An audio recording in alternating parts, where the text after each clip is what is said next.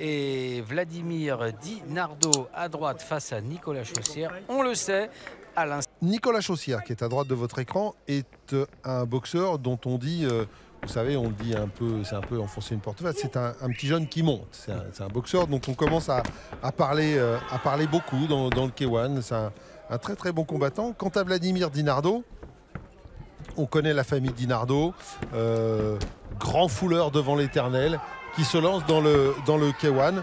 Donc c'est assez intéressant de comparer les deux trajectoires de ces deux boxeurs. Et c'est vrai qu'à Beaucaire, eh bien, Nicolas Chaussière l'avait emporté face à Vladimir Di Nardo. Et donc la revanche, c'est aujourd'hui donc dans ce combat prévu en 3 rounds de 2 minutes, car ils sont encore néophytes en K1, tous les deux. Donc c'est pour ça qu'ils font cette revanche en 3 x 2. Mais comme vous le dites, Jean-Paul, c'est une revanche.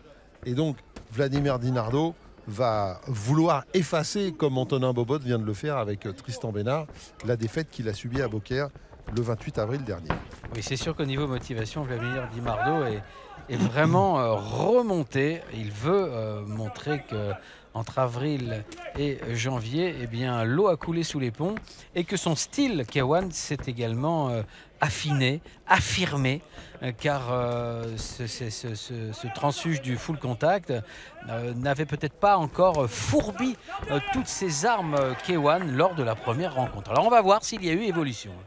Et en même temps, s'il y a eu évolution, il y a probablement eu évolution aussi du côté de Nicolas Chaussière, qui lui aussi connaît bien le full. Voilà, d'autant qu'il est quand même suivi par aussi un grand amateur de full qui est Aurélien Cramaille, que tout le monde connaît dans la région d'Agde, grand fouleur lui aussi devant l'éternel. Donc ce combat est intéressant à plusieurs niveaux. Et voilà, regardez déjà la première droite. Et c'est vrai que Nicolas Chaussière, même s'il a peu d'expérience, Nicolas Chaussière est vraiment dans une trajectoire montante. On parlait de Gianni Fioranti tout à l'heure, les moins de 60. Bah, dans les moins de 71 kilos, bien évidemment, c'est pas Nicolas Chaussière qui mène le bal, mais il monte dans les classements, il est plutôt assez bien situé.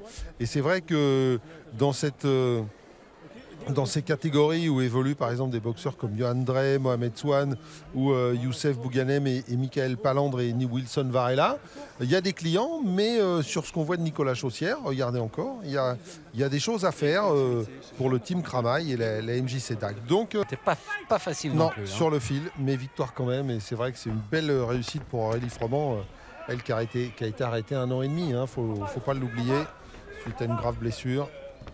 Et donc du bon travail du côté d'Agde. Quant à Di Nardo, c'est une dynastie entre le père, le frère.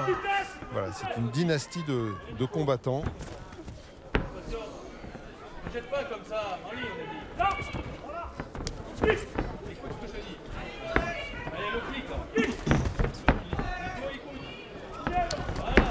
Et voyez, Jean-Paul, on a vu les premières différences et ce qu'avait expliqué la victoire de Nicolas Chaussière lors du premier combat.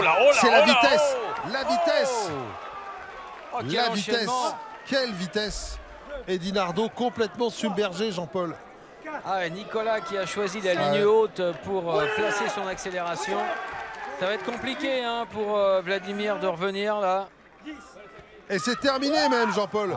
C'est terminé. Normal. Deuxième reprise.